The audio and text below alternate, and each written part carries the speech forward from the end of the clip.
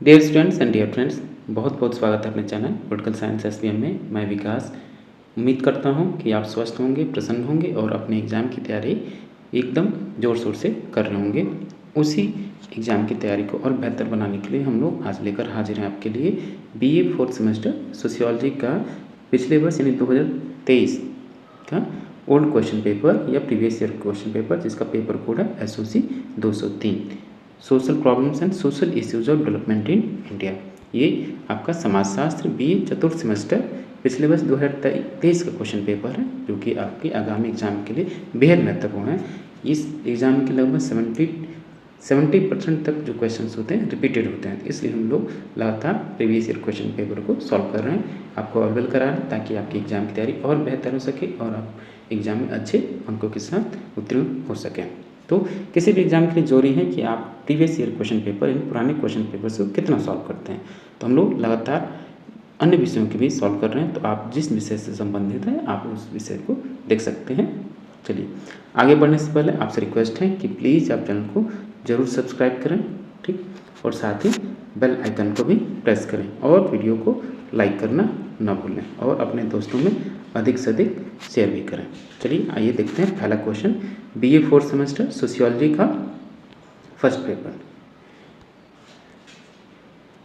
Question number 1 है कि ecology शब्द का सबसे पहले प्रयोग किसने किया, यानी इकोलॉजी शब्द का सर्वप्रथम प्रयोग किसके द्वारा किया गया, स्पेंसर, कूले, कांट या अर्नेस्ट हेकल। तो इकोलॉजी शब्द का सर्वप्रथम प्रयोग अर्नेस्ट हेकल के द्वारा किया गया, डी राइट आंसर होगा। क्वेश्चन नंबर 2 देखिए, विश्व ओजोन दिवस कब मनाया जाता है, वर्ल्ड ओजोन डे कब मनाया जाता है, 6 अगस्त, 16 सितंबर, 20 अगस्त या 6 सितंबर। तो प्रत्येक वर्ष 16 सितंबर को विश्व ओजोन दिवस मनाया जाता है, तो ऑप्शन बी राइट आंसर होगा। क्वेश्चन नंबर 3 कि संयुक्त राष्ट्र संघ द्वारा कितने सतत विकास लक्ष्य निर्धारित किए गए हैं, जो SDG सस्टेनेबल डेवलपमेंट गोल्स जो हैं यूनाइटेड नेशन के द्वारा कितने ये आपके ये डिस्क्राइब किया गया है, कितने सस्टेनेबल डेवलपमेंट गोल हैं, 12, 14, 16 या 17। तो 17 सस्टेनेबल डेवलपमेंट गोल्स हैं, यानी सतत विकास के जो लक्ष्य हैं 17 हैं, तो डी राइट आंसर होगा।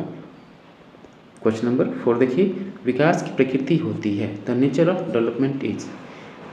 तो विकास की प्रकृति कैसी होती है, रेखीय, चक्रीय, समानांतर या इनमें से कोई नहीं। तो विकास की प्रकृति जो होती है वो रेखीय होती है, ऑप्शन ए राइट आंसर होगा। क्वेश्चन नंबर 5 देखिए कि किसी समाज में अंतर पीढ़ी संघर्ष की समस्या तब उत्पन्न होती है जब वह समाज किस प्रकार का हो, भौतिक रूप से बहुत संपन्न हो, आर्थिक रूप से निर्धन होता है, संक्रमण की अवस्था में होता है या लोकतांत्रिक व्यवस्था का विरोध होता है। तो इसका राइट आंसर होगा ऑप्शन नंबर सी, संक्रमण की दशा में समाज में अंतर पीढ़ी संघर्ष की समस्या ज़्यादा होती है, तो सी राइट आंसर होगा। क्वेश्चन नंबर 6 देखिए कि वर्तमान युग में अंतर पीढ़ी संघर्ष एक प्रमुख कारण है, क्यों है, राज्य की नीतियाँ, तीव्र सामाजिक परिवर्तन, समाज का वर्गों में विभाजन या सामाजिक अनुरूपता में वृद्धि। तो इसका राइट आंसर होगा ऑप्शन बी, तीव्र सामाजिक परिवर्तन, जिस वजह से आपके अंतर पीढ़ी संघर्ष का प्रमुख कारण क्या है, तीव्र सामाजिक परिवर्तन, तो ऑप्शन बी राइट आंसर होगा। क्वेश्चन नंबर 7 देखिए कि विचलन का प्राथमिक एवं द्वितीयक विचलन के रूप में वर्गीकरण किसने किया, कूले, समनर, पार्सन्स या एडविन लैमर्ट। तो इसका राइट आंसर होगा option D, Edwin Lemert. Question number 8 है कि मर्टन के अनुसार निम्नांकित में से कौन एक विचलन का प्रकार नहीं है, परंपरावादिता, पलायनवाद, अनुरूपता या नवाचार। तो मर्टन के हिसाब से अनुरूपता विचलन का प्रकार नहीं है, तो ऑप्शन सी राइट आंसर होगा। क्वेश्चन नंबर 9 देखिए कि निम्नांकित में से कौन सी एक दशा सामाजिक समस्याओं से संबंधित है, वैश्वीकरण, सामाजिक विचलन, आर्थिक अभाव या मानसिक अस्थिरता। तो इसका सही आंसर होगा ऑप्शन नंबर बी, सामाजिक विचलन। अगला प्रश्न है क्वेश्चन नंबर 10 कि निम्नांकित में से कौन सा एक तत्व अपराध की कानूनी अवधारणा से संबंधित है, पातक की भावना, अपराधी इरादा, अपराधी मानसिकता या सामाजिक मूल्यों का उल्लंघन। तो आपराधिक मानसिकता जो है एक अपराध की कानूनी अवधारणा से संबंधित है, तो सी राइट आंसर होगा क्रिमिनल मेंटेलिटी। क्वेश्चन नंबर 11 देखिए कि सोसाइटी एंड द क्रिमिनल्स पुस्तक के लेखक का नाम क्या है? Sutherland, M J. Sethna, Robert Merton, Barnes तथा टिटर्स। तो एम.जे. सेथना जो हैं वो सोसाइटी एंड द क्रिमिनल्स पुस्तक के लेखक हैं, तो बी राइट आंसर होगा एम.जे. सेथना। क्वेश्चन नंबर 12 विचलन घटित होता है सामाजिक स्थिरीकरण के कारण, दोषपूर्ण समाजीकरण के कारण, दमनात्मक पद्धति के कारण या मानसिक योग्यता में कमी के कारण। तो विचलन किस लिए घटित होता है? तो दोषपूर्ण समाजीकरण के कारण, तो ऑप्शन बी राइट आंसर होगा। क्वेश्चन नंबर 13 देखिए हिंदुओं में दहेज की समस्या विवाह के किस रूप से संबंधित है?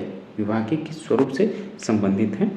दैव विवाह, ब्रह्म विवाह, आर्ष विवाह या गांधर्व विवाह। तो ये होगा ब्रह्म विवाह, ऑप्शन बी राइट आंसर होगा। क्वेश्चन नंबर 14 कौन सा तत्व अंतर पीढ़ी संघर्ष से अनिवार्य रूप से संबंधित होता है? हिंसा, आंदोलन, पारस्परिक विरोध या शारीरिक शक्ति का उपयोग। तो इसका सही जवाब होगा ऑप्शन सी पारस्परिक विरोध, म्यूचुअल कंट्रोवेंशन। क्वेश्चन नंबर 15 कि किसी समाज में निर्धनता के मूल्यांकन के लिए निम्नांकित में से कौन सा मानदंड सही नहीं है? तो समाज में रहन सहन का स्तर, औद्योगिकरण का स्तर, वस्तु की कीमत या प्रति व्यक्ति आय। तो औद्योगिकरण का जो स्तर है वो समाज में निर्धनता के मूल्यांकन के लिए मानदंड सही नहीं है, तो option number B right answer होगा। ठीक, प्यारे दोस्तों मैं आपसे रिक्वेस्ट करूंगा कि अगर अब तक आपने चैनल को सब्सक्राइब नहीं किया है तो प्लीज़ आप चैनल को जल्दी से सब्सक्राइब कर लें और साथ ही बेल आइकन भी प्रेस करें और अपने दोस्तों में अधिक से अधिक इसको शेयर भी करें ताकि आपके साथ साथ उनका भला, और वीडियो को लाइक करना ना भूलें। कोई भी क्वेश्चन पे डाउट हो तो आप कमेंट बॉक्स में कमेंट कर सकते हैं। क्वेश्चन नंबर 16 भारत सरकार द्वारा एंटी नारकोटिक एक्ट, बेहद महत्वपूर्ण क्वेश्चन है, किस वर्ष पारित किया गया? वर्ष 1983, वर्ष 1990, वर्ष 1985 या 1992 में? तो भारत सरकार द्वारा एंटी नारकोटिक एक्ट जो है 1985 में पारित किया गया, तो सी राइट आंसर होगा। क्वेश्चन नंबर 17 कि अपराध का विभिन्नतायुक्त साहचर्य सिद्धांत किसने दिया? डिफरेंशियल एसोसिएशन ऑफ क्राइम का जो थियरी है किसके द्वारा दिया गया? दुर्खीम, सदरलैंड, मर्टन या अल्बर्ट रीस। तो अपराध का विभिन्नतायुक्त साहचर्य सिद्धांत सदरलैंड के द्वारा दिया गया, तो बी राइट आंसर होगा सदरलैंड। क्वेश्चन नंबर 18 देखिए इस कथन का प्रतिपादक कौन है कि अपराधी जन्मजात नहीं होते बल्कि समाज द्वारा बनाए जाते हैं? सदरलैंड, फ्रायड, टॉफ या लैम्प्रोसो। तो इसका राइट आंसर होगा ऑप्शन ए सदरलैंड। क्वेश्चन नंबर 19 देखिए कि भारत में सूचना प्रौद्योगिकी अधिनियम किस वर्ष पारित हुआ? वर्ष 2000, 2007, 2003 या वर्ष 2008? तो वर्ष 2000 में प्रौद्योगिकी अधिनियम पारित हुआ, तो ऑप्शन ए राइट आंसर होगा ईयर 2000। क्वेश्चन नंबर 20 भारत में निम्नांकित में से किसे अल्पसंख्यक माना जाता है? जैन, मुसलमान, ईसाई या सभी? तो भारत में जो माइनॉरिटी है यानी who is regarded as minority in India, तो आपके जैन, मुसलमान और ईसाई तीनों लोग माइनॉरिटी यानी अल्पसंख्यक समुदाय में शामिल हैं, तो ऑप्शन डी राइट आंसर होगा सभी, ऑप्शन डी सभी लोग अल्पसंख्यक में शामिल हैं। क्वेश्चन नंबर 21 निम्नांकित में से लोक जीवन में भ्रष्टाचार की समस्या का संबंध किस दशा से होता है? जालसाजी, अलगाववाद, विचलित व्यवहार या तुलनात्मक अभावबोध? तो ऑप्शन सी होगा विचलित व्यवहार से लोक जीवन में भ्रष्टाचार की समस्या संबंधित है। क्वेश्चन नंबर 22 सजातीय असामंजस्य का संबंध किससे है? आर्थिक भेदभाव से, लैंगिक भेदभाव से, प्रजातीय भेदभाव से या सांस्कृतिक भेदभाव से? तो सजातीय असामंजस्य का संबंध आपका सांस्कृतिक भेदभाव से है, तो डी राइट आंसर होगा सांस्कृतिक भेदभाव।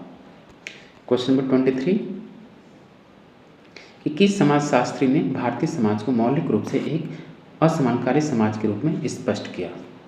लुई ड्यूमो, वेबर, पेरेटो या दुर्खिम?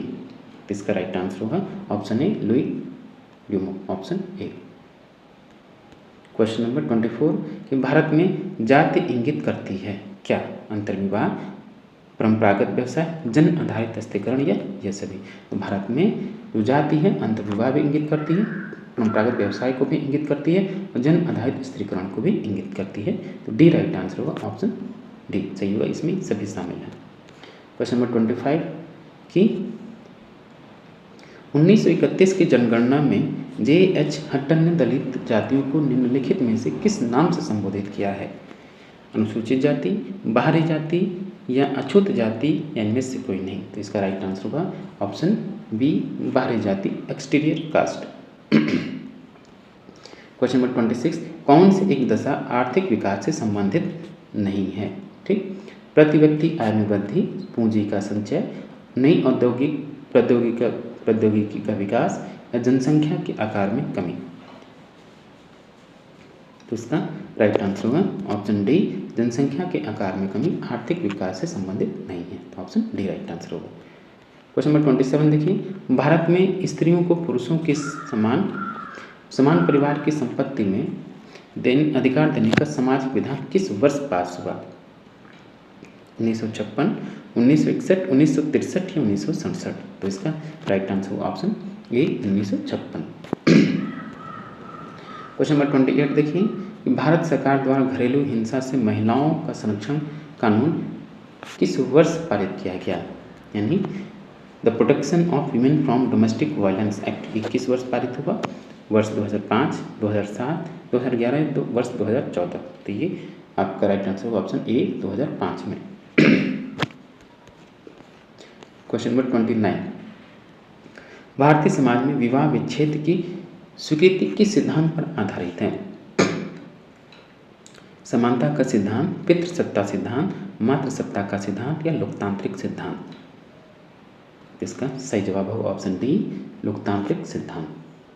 एशियन ड्रामा बेहद फेमस बुक है और बेहद इम्पोर्टेंट भी है। ये मोस्ट इम्पोर्टेंट क्वेश्चन है कि एशियन ड्रामा पुस्तक किसने लिखी? ये एशियन ड्रामा जो पुस्तक है इसके द्वारा लिखा गया, इसका लेखक कौन है? गुरनार मर्डल, एडम स्मिथ, वी.एस. नायपॉल या माधव गॉडगिल? तो ये एशियन ड्रामा पुस्तक जो है गुरनार मर्डल साहब की है। तो ऑप्शन ए राइट आंसर हुआ Gunnar Myrdal. Question number 31, world system analysis पुस्तक किसके द्वारा लिखा गया? इमैनुअल वॉलस्टीन, हॉजलिट्स या ब्रिक में से कोई नहीं। ये पुस्तक है हॉजलिट्स की, सी राइट आंसर होगा। क्वेश्चन नंबर 32, पर निर्भरता के सिद्धांत से कौन संबंधित है? पार्सन्स, लेविस, समीर अमीन या स्मिथ? तो पर निर्भरता यानी डिपेंडेंसी थियरी जो है उससे कौन संबंधित है? ये है आपकी समीर अमीन, ऑप्शन सी समीर अमीन निर्भरता या डिपेंडेंसी थियरी से संबंधित है। क्वेश्चन नंबर 33 कि हॉजलिट्स ने उद्यमिता के विकास के लिए किन समूहों को उपयुक्त माना है? प्राथमिक समूह, द्वितीयक समूह, सांस्कृतिक रूप से सीमांत समूह या पूंजीवादी समूह? तो इसका राइट आंसर ऑप्शन सी सांस्कृतिक रूप से सीमांत समूह को हॉजलिट्स ने उद्यमिता के विकास के लिए उपयुक्त माना है। तो ऑप्शन सी राइट आंसर होगा।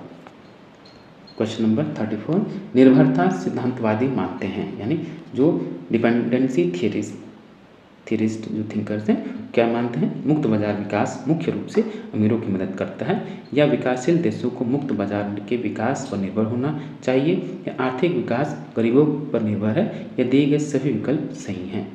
तो इसका ये है कि मुक्त बाजार विकास मुख्य रूप से अमीरों की मदद करता है, ये निर्भरता सिद्धांतवादी मानते हैं। तो ऑप्शन ए राइट आंसर होगा।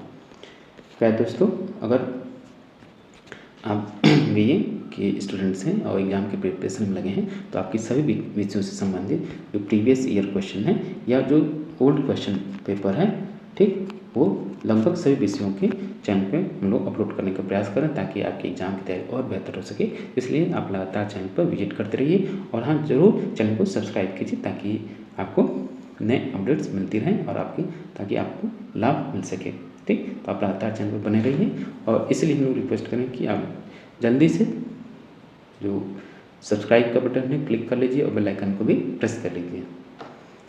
Next question, question number 35, the wealth of nation पुस्तक किसने लिखी है? मोस्ट इंपॉर्टेंट क्वेश्चन है ये। एडम स्मिथ, सोरोकिन, मिर्डालेस, समीर अमीन। तो द वेल्थ ऑफ नेशन पुस्तक के लेखक एडम स्मिथ हैं, ये राइट आंसर होगा। क्वेश्चन नंबर 36 है कि निम्नलिखित में से कौन सतत विकास की रणनीति का भाग नहीं है? जैविक कृषि पर अधिक निर्भरता, निजी वाहनों में कमी तथा सार्वजनिक यातायात को बढ़ावा, स्थानीय समुदायों के निवास जलवायु को सुरक्षित करना, या वर्तमान पीढ़ी की आवश्यकताओं से समझौता नहीं करना तथा भावी पीढ़ी की चिंता करना। तो इसका राइट आंसर होगा ऑप्शन नंबर बी। ठीक, अगला प्रश्न, क्वेश्चन नंबर 37 कि मानव विकास सूचकांक से संबंधित कौन सी दशा आवश्यक है? लंबा और स्वास्थ्य जीवन, ज्ञान में वृद्धि, सभ्य जीवन की दशाएं या सभी? तो इसका राइट आंसर होगा तीनों ही अवस्थाएं शामिल हैं, ऑप्शन डी राइट आंसर होगा, all of this. Question number 38, मानव विकास सूचकांक से संबंधित भारतीय मूल के किस व्यक्ति को नोबेल पुरस्कार मिला है? एस.सी. दुबे, मानवेश, विश्वेश्वरैया या अमर्त्य सेन? तो अमर्त्य सेन को, जो कि भारतीय मूल के हैं, इनको क्या मिला? नोबेल प्राइज मिला है, ऑप्शन डी राइट आंसर होगा, Amartya Sen. 39 second last question है, कौन सा सतत विकास लक्ष्य यानी सस्टेनेबल डेवलपमेंट गोल यानी SDG सबके लिए जल और स्वच्छता हेतु सतत प्रबंधन द्वारा उपलब्धता सुनिश्चित करता है? तो इसका जो सही answer option C, SDG 7। Question number 40 है और लास्ट क्वेश्चन है कि the theory of economic growth नामक पुस्तक किसने लिखी? W.A. Lewis, Samir Amin, Wallerstein या पार्सन्स? तो इसका सही आंसर होगा ऑप्शन ए, W.A. लेविस, ये राइट आंसर होगा। ठीक, तो प्यारे दोस्तों, ये था आपका BA 4th सेमेस्टर SOC यानी सोशियोलॉजी 203 का क्वेश्चन पेपर, और ये पिछले वर्ष 2023 का क्वेश्चन पेपर है जिसको मैं सॉल्व किया। तो आप इसको लगातार प्रैक्टिस करते रहिए ताकि आपके एग्जाम में अच्छे मार्क्स आ सकें। और अन्य वीडियो के लिए और अन्य अपडेट के लिए आप चैनल को जल्दी सब्सक्राइब कर लीजिए, वीडियो को लाइक कीजिए और अपने दोस्तों में अधिक से अधिक शेयर कीजिए। थैंक यू फॉर वॉचिंग, मिलते हैं आपसे नेक्स्ट वीडियो में।